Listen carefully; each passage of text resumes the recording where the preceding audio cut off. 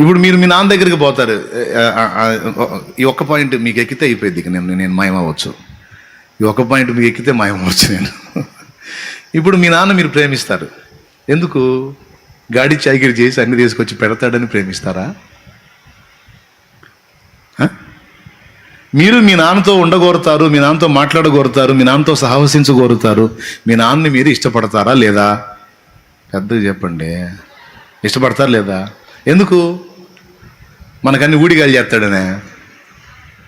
చేసేవాడైనా చెయ్యనోడైనా సరే నాన్న డబ్బులు ఇస్తాడని ప్రేమిస్తామా? డబ్బులు ఇవ్వకపోయినా నాన్నే. నాన్న మనకు అన్ని పనులు చేసి పెడతాడని ప్రేమిస్తామా? చేసి పెట్టకపోయినా సరే మన నాన్న చూస్తే మనకి ప్రపంచంలో నెంబర్ 1 హీరో ఎవరంటే మన నాన్నే. అవునా? మన హీరో ఎవరండి? చిన్నప్పుడు మనం ఎంత ఉంటాం, ఆయన అంత ఉంటాడు. మా నాన్న ఎంత పొడుగో. మా నాన్న ఏదన్నా బరువులు మోస్తాయి, బరువు ఎత్తుతుంటే మా నాన్నకి ఎంత బలమో. అట్లా ఊహించుకునేవాళ్ళం కదా చిన్నప్పుడు ఊహించుకుంటాం. మా నాన్నని చూసి హీరో. నాన్న ఏదో పెట్టాడని, ఇచ్చాడని, చేశాడని కాదు. ఇచ్చినా ఇవ్వకపోయినా, మనకు పెట్టినా పెట్టకపోయినా నానే. స్తోత్రం. నాన్నను ప్రేమించే దగ్గర ఏమైనా స్వార్థం ఉంటుందా? పెద్దగా చెప్పండి. ఎవరికైనా అట్లాంటి స్వార్థపు వ్యవహారం ఎవరికైనా ఉందంటే నాకు తెలిసి 100లో ఒకళ్ళు ఉంటారు అట్లాంటి పనికిమాలిన వాళ్ళు. తల్లిదండ్రులను కూడా వ్యాపారంగా చూసేవాళ్ళు.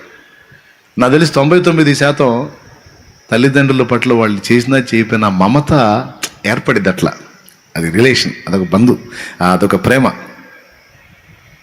దేవునితో అలాంటిది ఏర్పడాలి మనకి.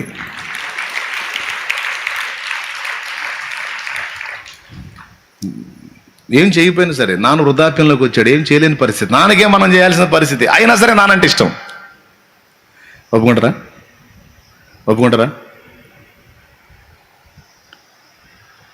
నాన్నతో మాట్లాడాలని ఆశ. నాన్న వస్తే బాగుండు అనుకుంటారు ఆడపిల్లలు. మా నాన్న వస్తే బాగుండు. పాప అత్తగారింటికి వెళ్ళిన ఆడపిల్లలు అనుకుంటారండి, మా నాన్న చూసి ఆందోళన. తల్లి మీద కూడా ఉండదు. తల్లి పుట్టింట్లో క్లాసులు ఇచ్చి తల్లి మీద ఇరిటేషన్ ఉంటుంది. నానే కావాలా? ఎందుకంటే అమ్మ ఏది చేయమని, అటు ఉండకూడదు, అటు చేయకూడదు, అన్ని ఆంక్షలు పెట్టి అమ్మ అంటే ఇరిటేషన్ పుట్టింది ఆడపిల్లలకి. నానంటే ఇష్టం ఆడపిల్లలకి ఎక్కువ. పాపు అత్తగారు వెళ్ళగాడికి పోయి కూడా మా నాన్నొత్తే బాగుండు.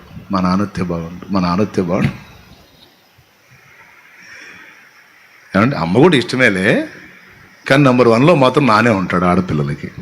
దేవునికి స్తోత్రం. మగ పిల్లలకేమో అమ్మ, వీళ్ళు సాగింపులన్నీ ఆడు సాగించుకుంటాడు. అవునా?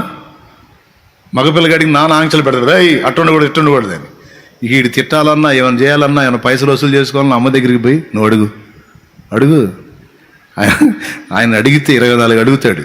అదెందుకంటాడు, ఇదేందుకు, మేము చెప్పలేము ఈ స్వాపంతా, నువ్వు చెప్పు పో, నువ్వు అడుగు పో అని వీడు అంతా అమ్మనే కాకపడతాడు. నాన్న చేసేవాడైనా చేయనోడైనా నాన్న ఉంటే బాగుండు, నాన్న మాట్లాడితే బాగుండు, నాన్న కనపడితే బాగుండు, అదొక మమత. ఏమండి, నాకైతే అట్టే ఉంటుంది. మరి మీకు కూడా అంతేనా? ఏమైనా ఇస్తాడనే, ఏమైనా చేస్తాడా? లేదు, నానేమి ఇచ్చే పరిస్థితి లేదు, మనమే నాన్న చేయాల్సిన పరిస్థితి. అయినా సరే నాన్న కావాలి. ఎందుకంటే నానంటే మనకి ఇష్టం. జన్మనిచ్చిన తండ్రి.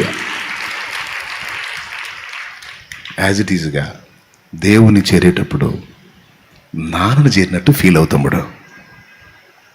ఎందుకంటే నాన్నకంటే ఎక్కువ మన నాన్నకే నాన్న ఆయన, మన అమ్మకే నాన్నకే నాన్న. కాబట్టి నాన్నను చేరినప్పుడు నిస్వార్థంగా ప్రేమ కలిగి చేరుతావు కదా.